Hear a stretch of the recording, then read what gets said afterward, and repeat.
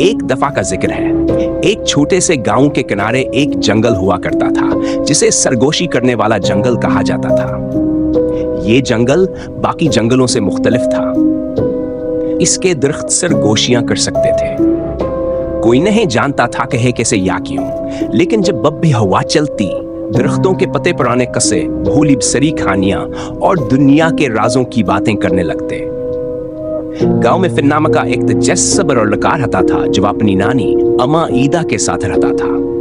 अम्मा ईदा अपने जवानी के दिनों में एक बहादुर महमजूर हजकी थे। वह अक्सर फिन को सरगोशी करने वाले जंगल के किस्से सुनाती थी और कहती थी, ध्यान से सुनो फिन, जंगल हमेशा अपनी बातों कुछ ना कुछ पाए रखता है। एक शाम जब आसमान गहरे नारंगी और गुलाबी रंगों में रंगा हुआ था, फिन ने जंगल को दरियाफ्त करने का फैसला किया। इसने अपने साथ एक लालटीन और अपनी नानी का पुराना कुतुबनामा लिया और जंगल की तरफ निकल पड़ा।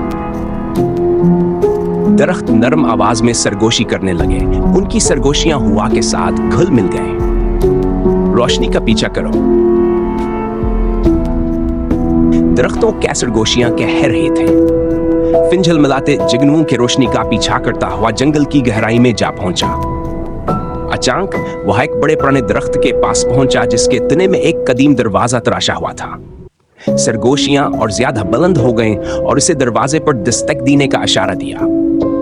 फिन ने दस्तक दी और दरवाजा चरचराते हुए खुला। अंदर एक छोटा साक मरा था जिसे हवा में तैरती रोशनियों ने रोशन कर रखा था। एक छोटे से तख्त पर एक अनोखा मखलूक बैठा था जो आधा खरगोशाव और आधा लोमड़ेल गता था और उसके चमकते हुए बिल सितारों की तरह चमक रहे थे। खुशामदीद फिन, मखलूक ने अपनी सरीली आवाज में कहा, मैं सोलन हूं, सरगोशियों का रखवाला। बहुत कम लोग मुझ तक पहुंचने की हिम्मत करते हैं। तुम यहां क्यों आए हो? फिन कुछ लम्हे खामोश रहा, फिर बोला, मैं हमेशा ये जानना चाहता था कि क्या मेरी नानी के कस्से सच्चे हैं। क्या आपने वाकई उनकी रहनुमाई की थी? सोलन मुस्कुराया। तुम्हारी नानी सबसे बहादुर महमजू में से एक थी। उन्होंने सरगोशियों पर यकीन किया और अपने दिल की बात सुनी, बिल्कुल जैसे तुमने। सोलन ने फिन को एक छोटा सा लकड़ी का डब्बा दिया।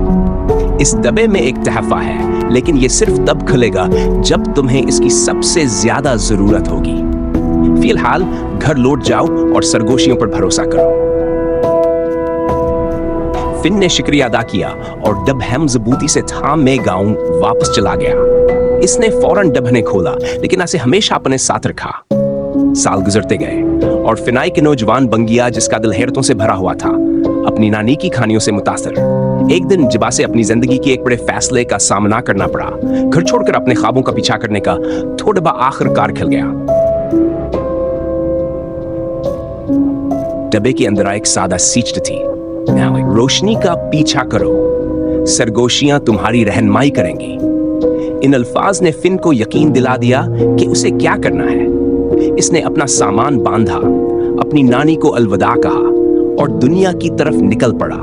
हवा की सरगोशियों, पतों की सरसराहट और महमजोई के बुलावे को सुनते हुए यूं सरगोशी करने वाले जंगल की कहानियां चलती रहीं, इन लोगों तक पहुंचती रहीं जो सुनने की हिम्मत रखते थे।